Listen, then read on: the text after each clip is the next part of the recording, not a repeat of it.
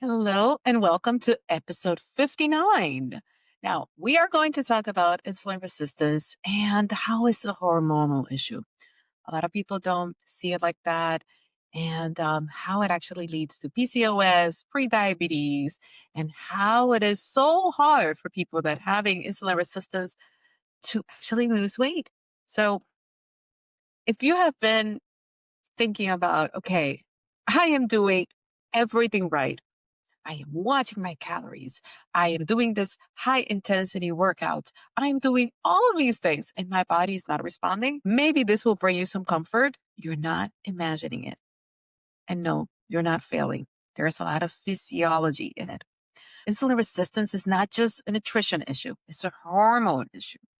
And today we are going to talk about why conditions like PCOS, prediabetes, type 2 diabetes make weight loss feel harder. And it's not because of effort, but it's because of the physiology of it. Welcome to the Path to Better A1C podcast. If you don't know me, I am your host, Jenny Pena, and I am a national board certified health and wellness coach. I am a diabetes prevention program lifestyle coach, founder of GenP Coaching, and creator of the A1C Reset Protocol.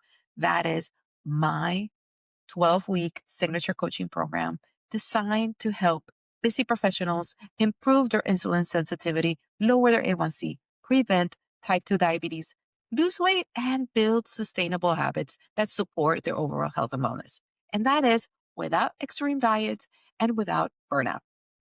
Again, this is episode 59, and it's part of our insulin resistance and weight loss series. For years, I did what I was told: eat less, move more, be disciplined, be tough, have some willpower. And yet, weight loss fell harder. There was a time that I was doing all these things and I was gaining weight. So hunger felt unpredictable. Progress felt very inconsistent. And then when I learned how insulin functions as a hormone, not just a blood sugar number, a lot of things finally make sense. Now think about insulin as a hormone that tells the body what to do with energy. So when insulin is elevated, remember that I mentioned in a previous episode how fat storage becomes easier? So it's like your body now is storing all the fat. And guess what? It's locked and the body cannot access that stored fat. It becomes harder. And then at that point, your body's looking for fuel. So hunger increases and you feel like you have absolutely no control. It's because of the hormonal signals. Because hormones work together, right? Like they're not in isolation. And you're going to hear a lot of different hormones today. And it's going to sound a little sciencey. So bear with me. I'm going to try to make it simple. But cortisol, thyroid, androgens, like all of these things, they all work together. So again, it's like a synchronicity. So if one thing is a little bit out of whack, then everything else starts slipping and it turns into a bit of a mess, to be quite honest. So think about how insulin reacts with androgens, cortisol, thyroid hormones. And that is why focusing on calories alone probably misses the big picture. That's why so many women with PCOS and so many with insulin resistance, they're doing all these things, again, the cookie cutter strategies, and they are not working because insulin resistance will raise that androgen levels, and elevated androgens actually worsen the insulin resistance. So it creates a loop. Weight loss feels harder. Hunger is way more intense. That's why you feel like you need something sweet even after you eat. I have some clients that right after they eat, they're like, I cannot understand. It's not like I'm full. They actually know that they're not hungry, but they have that intense hunger. And then when you add the restriction, it becomes more stressful. And then the extreme dieting and let me try this diet and that diet. And I'm going to eliminate this and I'm going to go gluten free and vegetarian and all these things. Instead of bringing peaceful regulation, it just brings chaos. That's why extreme dieting often backfires. Now, like thyroid hormones regulate metabolic rate. Chronic stress raises cortisol. And guess what cortisol does? Goes right there up the alley and helps worsen insulin resistance. The stress triggers the cortisol So you see how your body's responding? The body's responding to signals. It's not like something is necessarily broken.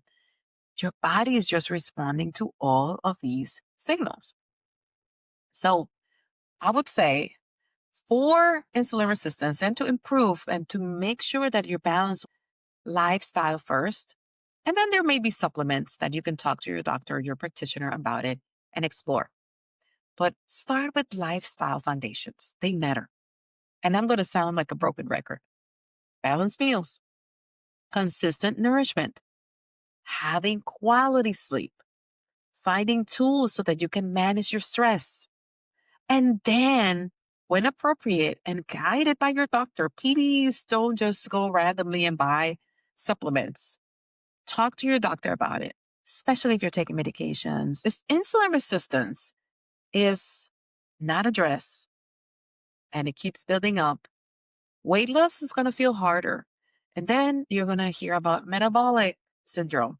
Now your blood pressure is going to be elevated. You're going to start seeing the cholesterol levels and the triglycerides elevated because they're all interconnected.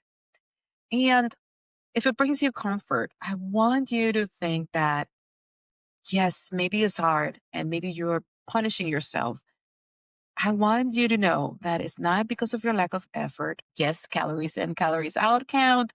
Yes, all these things are elements that you need to consider. But think about the hormones and how they support changes in signals and support changes in outcomes. I know that I bombarded a lot of information and I have been throughout the weeks, but if this episode helped you feel seen or clarified in terms of why weight loss has felt difficult, I have accomplished my goal. I want you to at least get the clarity like, okay, this is why. This is why. And I can tell you where to get started and where to incorporate those lifestyle changes. And then go talk to your doctor. There may be supplements out there that may be good for you. So if this helps, please let me know. Send me a message. Follow the podcast so you don't miss what's next. Share with someone navigating PCOS or prediabetes. And check the show notes for any resources and support. And remember, your body isn't working against you. It's responding to the signals that is receiving. So I've already shared a lot of things that I want you to incorporate. Balanced meals, hydrate, sleep, stress. It sounds like it's the same solution for everything, but in a way, kind of is. If you support these things and if you tweak things, you're going to start seeing changes. Have an amazing rest of your week.